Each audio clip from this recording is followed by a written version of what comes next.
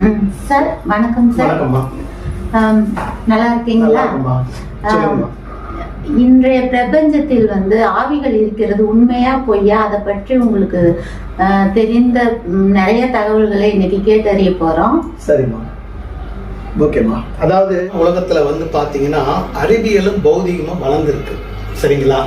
இங்கான விஷயங்கள்ல மனுஷன் இன்னைக்கு அதாவது எட்ட முடியாத உயரத்துல இன்னைக்கு இருக்கிறான் கண்டுபிடிப்புல. அதுல பார்த்தாலும் ஆவிகளையும் கண்டுபிடிக்கிறதுக்கும் மிஷின் வந்துருச்சு. நம்ம பார்த்துருக்கோம் இல்லைங்களா? ஆவி ஒரு இடத்துல ஒரு கெட்ட சக்தி இருக்குது, ஆவி இருக்குது அப்படின்றத கண்டுபிடிக்கிறதுக்கு மிஷினும் கண்டுபிடிச்சிடுறான். அவனுடைய கேள்வி என்ன, நம்ம மரணத்துக்கு அப்புறம் நம்ம எந்த இடத்துக்கு போறோம், அவனுடைய நிலைப்பாடு என்னன்றதை பார்த்து ஒரு சில மனிதர்களுக்கு பயம் வருது. ஸோ அதில் அவனோட ஆராய்ச்சி அதிகமாகுது. அப்போ அதிகமாகும் போது நிறைய விஷயங்கள் கிட்டத்தட்ட ஒரு 200 வருஷத்துக்கு முன்னாடி ஆவிகளாலும் ஒரு அமானுஷ சக்தியாலையும் நிறைய விஷயங்கள் மக்கள் பார்த்துருக்காங்க. அதுக்கு நான் ஒரு சில விஷயங்கள் நான் சொல்கிறேன். இப்போ பார்த்தீங்கன்னா ஆவி பார்த்தீங்கன்னா சார், நல்ல ஆவிகள் தீய சக்திகள்னு 2 இருக்கு இல்லைங்களா? இதுல நல்ல ஆவிகள் என்னென்ன பண்ணும், தீய ஆவிகள் என்னென்ன பண்ணும், அதை பத்தி உங்ககிட்ட கொஞ்சம் தகவல் தெரிஞ்சுக்கணும் சார். அதாவது நல்ல ஆவிகள் பொதுவா இயற்கை மரணம் அடையிறது. இயற்கை மரணம் அடைகிறது நம்ம நல்ல ஆவிகள் சொல்றோம். அதாவது அதனுடைய கடவுளுடைய பிரபஞ்சத்துல இந்த உலகத்தோட படைப்புல ஒரு உயிர் இவ்வளவுதான், இந்த வருடங்கள் வாழணும், இந்த வருடங்கள் வாழணும், இறக்கணும்னு இருக்கு. ஸோ அப்போ நம்மளுக்கு அது என்ன சொல்றதுன்னா, நம்ம எக்ஸ்பைரி டேட்னு சொல்றோம் இல்லைங்களா ஒரு பொருளோட. அந்த மாதிரி கடவுள் ஒரு மனிதன் பிறக்கும் போதே ஜாதகத்துல இறப்பையும் நிர்ணயிச்சிடுறார். இந்த பிறப்புக்கும் இறப்புக்கும் நடுவில் இருக்கிறது தான் நம்ம வாழ்க்கைன்னு சொல்றோம். ஸோ அப்போ அந்த ஆத்மாக்கள் நல்ல ஒரு சக்தியோட தான் இருக்கும். பிரபஞ்சத்துக்கு ஏதாவது மேலத்துக்கு போயிடும். துர்மரணம் சொல்றோம் இல்லைங்களா, அது பார்த்தீங்கன்னா சூசைட் அட்டன் பண்றது. அடுத்தது ஆக்சிடென்ட், விபத்து நடக்கிறது. ஸோ இதெல்லாம் பார்த்தீங்கன்னா அந்த துஷ்ட ஆத்மா சுத்திக்கிட்டே இருக்கும். அந்த ஆத்மா பார்த்தீங்கன்னா பொதுவாக மேலோத்துக்கு போவாது. இதுதான் மற்றவங்களை பிடிச்சு அவங்கள வாழ்க்கையில பயங்கர கஷ்டத்தை. ஒரு தீய சக்திகள் ஒரு மனுஷனுடைய உடம்புக்குள்ள போச்சுன்னா அவங்களுடைய நடவடிக்கைகள், அவங்க குடும்பத்துல இருக்கிறவங்கள வச்சு அவங்க டார்ச்சர் பண்றது, அதெல்லாம் அவங்களுடைய வெளிப்பாட்டு தன்மை எப்படி இருக்கும்? அதாவது ஒரு கெட்ட ஆத்மா பூந்துருச்சுன்னா பொதுவா நம்மளை விட்டு இறந்த, நம்ம கூட இருக்கிறவங்கள இறந்தா கூட ஒரு நண்பனா இருக்கட்டும், சொந்தக்காரங்களா இருக்கட்டும், அவங்க இருந்தாலும் நம்ம கூட தொடர்பு கொள்ள பார்ப்பாங்க. அந்த ஆத்மாவுடைய அதாவது அவங்களுடைய ஆசைகள் நிறைவேறாதால அவங்க துஷ்டாத்மாவா சுத்துவாங்க. ஸோ அப்ப அவங்க தன்னுடைய நம்ம உடம்புல பூரா பார்க்கறத தான் நம்ம பேய் அடிச்சிருச்சுன்னு சொல்றோம். நம்ம உடம்பு தாக்கும் போது அது நல்ல ஒரு பவர் உள்ளவங்க பார்த்தீங்கன்னா ஓரளவு தப்பிச்சிருவாங்க. அதுல சாமியை கும்பிடாதவங்க, ஒரு மனம் பலவீனமாக, இதயம் பலவீனமானவங்க, இந்த பேயெல்லாம் பார்த்தா பயப்படுறவங்கள பார்த்தீங்கன்னா அவங்கள ஈஸியா ஆட்கொள்ளிடும். அவங்கள பார்த்தீங்கன்னா இப்போ ஒரு பெண்ணா இருக்கட்டும் பார்த்தீங்கன்னா அவங்களுக்கு இந்த பெரும்பாடுன்னு சொல்லுவோம். பெரும்பாடுன்னா அந்த ரத்தப்போக்கு சொல்லுவோம். அது வரும். அடுத்தது குழந்தை பிறக்காது, கரு கலைஞ்சிக்கினே இருக்கும். அடுத்தது அவங்க ஒரு ரூம்ல இருந்துகிட்டே வெளியில வரமாட்டாங்க. எந்த நேரமும் இப்போ ஒரு கணவனோட இருந்தாங்கன்னா அந்த கணவன் கூட சண்டை போட்டுக்கிட்டே இருப்பாங்க. இல்ல கல்யாணம் ஆகாத பெண்களா இருந்தா அவங்க அப்பா அம்மா கூட சண்டை போட்டு எதுக்கும் அடங்க மாட்டாங்க. தவறான பாதைகள்ல தவறான வழிகள்ல செல்ல அந்த ஆவி கொண்டு போய் வைக்கும். ஒரு சிலவங்க இன்னும் உச்சபட்சம் பாத்தீங்கன்னா தான் மேல சாமி இறங்கிடுச்சுன்னு சொல்லி தான் காளி குறி சொல்லுது, என்கிட்ட அம்மன் இறங்கிடுச்சுன்னு சொல்லி சாமி மாதிரி நடிப்பாங்க. இதுவும் அந்த ஆவியோட வேலை தான். ஆனா அவங்கள பாத்தீங்கன்னா ஒரு விளக்கு ஏத்துனா ஏத்த மாட்டாங்க. ஒரு விஷயம் பூஜை ரூம்ல வாங்க, ஒரு கோயிலுக்கு வாங்கினா நான் வரமாட்டேன்னு சொல்லுவாங்க. ஏன்னா அந்த ஆவி அந்த மாதிரி சொல்ல வைக்குமா. இது கெட்ட ஆவி. இதே பாத்தீங்கன்னா அவங்களுக்கு பாத்தீங்கன்னா அந்த விந்து போய்கிட்டே இருக்கும், தூக்கத்துல போயிட்டு இருக்கும், ஒல்லியா இருப்பாங்க, மோகினி பிடிச்சிருச்சுன்னு சொல்லுவாங்க. கேள்விப்பட்டீங்களா? மோகினி பிடிச்சிருச்சுன்னு சொல்லுவாங்க. அவங்கள பாத்தீங்கன்னா அவங்களுக்கு வேலையை கொடுக்காது. ஒரு இருட்டு ரூம்ல அவங்க அடங்கியிருப்பாங்க. இருட்டு ரூம்ல அடங்கிட்டு வெளியில வரமாட்டாங்க.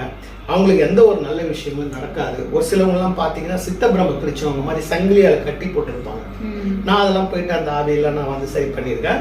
ஸோ இந்த மாதிரி சிக்கல் உள்ளவங்களும் இருக்கிறாங்க. இந்த ஆவிகள் இந்த மாதிரி விஷயங்களை தான் பொதுவாக செய்யும். அவங்கள பீடிச்சு இந்த மாதிரி வேலைகளை செஞ்சு கொடுக்கும்.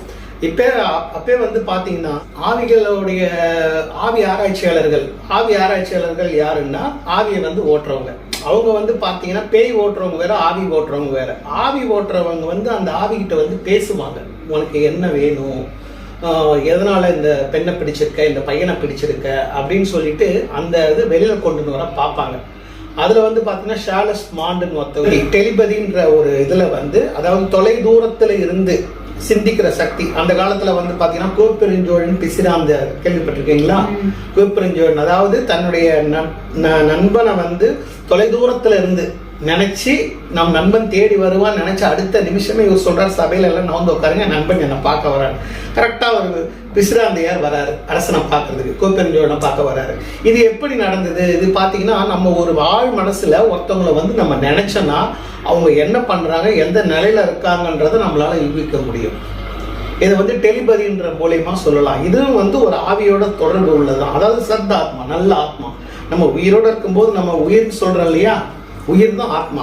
அப்ப அந்த ஆத்மா வந்து அவரை வந்து தொடர்பு கொள்ளுது. இதுதான் டெலிபதின்னு சொல்லுவோம். நம்ம ஒருத்தவங்களை திடீர்னு நினைப்போம், நினைக்கும் போது அவங்க திடீர்னு வந்துடுவாங்க, பார்த்துருக்கோம் இல்லையா? இதேச்சியா நடக்குதுன்னு நம்ம சொல்ல முடியாது. இது வந்து அவங்களுக்கும் நம்மளுக்கும் உள்ள ஒரு கனெக்டிவிட்டி, தொடர்பு நிலை. அதை நம்ம கரெக்டாக பண்ணும்போது வரும். அந்த மாதிரி தான் ஆவிகளும் உங்களை வந்து செயல்படுத்தணும், உங்களை நல்லது பண்ணணும்னு நினச்சா நம்மளோட நல்ல ஆத்மா நம்மளுக்கு வந்து செஞ்சு கொடுக்கும். இப்போ நான் இறந்தவுடனே எனக்கு எங்கள் தாத்தா தான் எனக்கு ஹெல்ப் பண்ணுறாரு, எங்கள் அக்கா தான் ஹெல்ப் பண்ணுறாங்க அப்படின்னு நம்ம சொல்லுவோம். ஏன்னா அவங்க ரூபத்தில் அடிக்கடி நம்மளுக்கு காட்சி கொடுப்பாங்க. நம்ம ஏதாவது பார்க்க போனீங்கன்னா பிரசன்ன மூலிமா அவங்களோட பேர் வரும், இல்லை அவங்களோட தொடர்பு கொண்டு அவங்களோட பேர் உள்ளவங்க வந்து நம்மளுக்கு வந்து ஹெல்ப் பண்ணுவாங்க. அப்போ அந்த அக்கா ஆத்மா வந்து நம்மள தொடர்புல இருக்குதுன்றதை நம்ம சொல்லலாம். கிளாரிவயன்ஸ்னு சொல்லுவோம், கிளாரிவயன்ஸ்னு இங்கிலீஷ்ல சொல்லுவோம். அதாவது வந்து பாத்தீங்கன்னா தெளிவு காட்சின்னு சொல்லுவோம். அதாவது நம்ம ஒரு விஷயம் நம்மளுக்கு நடக்க போகுதுன்னு தெரிஞ்சதுன்னா நம்மளுடைய மூளை கனவுல வந்து நம்மளுக்கு இதை வந்து முன்னாடியே நம்மளுக்கு செயல்படுத்துற மாதிரி காமிக்கும். இது வந்து எப்படி இருந்தீங்கன்னா, ஜூலியஸ் சீசர் இறந்தார் இல்லைங்களா, அவர் வந்து அவரோட கூட இருக்கவங்கள தான் கத்தியால குத்தி இறந்தார். அவருடைய மனைவி கல்பூர்னியா, அவர் மனைவி பேர் வந்து கல்பூர்னியா. சீசர் வந்து கொல்லப்படுவதற்கு முன்பே உங்களுடைய கொலை வந்து உங்களை கொல்ல போறாங்க, உங்க எதிரிகள் சூழ்ச்சியால நீங்க வந்து சாவ போறீங்க அவர்கிட்ட சொல்லியிருக்காங்க. தனக்கு அந்த கனவு வந்திருக்குன்னு. ஆனா அவர் வந்து அதை வந்து கேட்கல, எதேச்சியா விட்டுட்டாரு. அதனாலதான் அவர் இறந்தார். இதை வந்து எப்படி பார்த்தீங்கன்னா இந்த கிளியர் வயன்ஸ் தெளிவு காட்சி மூலமா தான் பார்த்தாங்க. ரெண்டாவது பாண்டியன் அரசும் செங்கோல் அவரோட மனைவி வந்து பாண்டியன் அரசு வந்து அழிய போகுது அப்படின்னு முன்னாடியே சொல்லியிருக்காங்க. நம்ம கண்ணகி கதை கேள்விப்பட்டிருக்கோம் இல்லையா, அதுல வந்து சொல்லியிருக்காங்க. அதே மாதிரி பாண்டியன் அரசும் வீழ்ந்தது. இதுவும் வந்து பாத்தீங்கன்னா இந்த கிளியர் வயன்ஸ் அந்த தெளிவு காட்சி மூலியமா தான். இதுவும் அந்த ஆவிகளுடைய நம்மளுடைய ஆத்மா தொடர்பு கொள்றதுதான் நான் சொல்றேன். தாட்ஸ் ஆஃப் ரீடிங், காரியங்கள் சொல்லுதல். இந்த நினைத்த காரியங்கள் சொல்றது வந்து பாத்தீங்கன்னா குறி சொல்றது நம்ம வந்து சொல்லலாம். இது ஒரு சக்தி, இதுவும் நம்மளுக்கு வந்து ஆவி கொடுக்குற சக்தி. அப்ப அந்த நம்ம ஒருத்தவங்களை நினைச்சு இது நம்ம மனசுக்கு படுதுன்றதுனா அந்த ஆத்மா வந்து நம்மளை சொல்ல வைக்கும். பொதுவா வந்து பாத்தீங்கன்னா ரெண்டு விதமா இருக்குமா, அதாவது நல்ல போது பெரிய மகான்கள்லாம் இறந்திருக்காங்க இல்லைங்களா, அவர்கள்லாம் நல்ல ஆத்மாவா மதிக்கப்படுகிறாங்க. அவங்க கிட்ட எல்லாம் நம்ம பேசணும்னா பேச முடியுமா? அவங்களோட ஆத்மாவோட நம்ம பேச முடியுங்களா? அதாவது மகான்களுடைய ஆத்மான்றது புண்ணிய ஆத்மா. அவங்க வந்து பாத்தீங்கன்னா அவங்கள்ட்ட பேசுறதுக்கு அவங்களுக்கு ஈக்குவலான சக்தி படைச்சவங்க.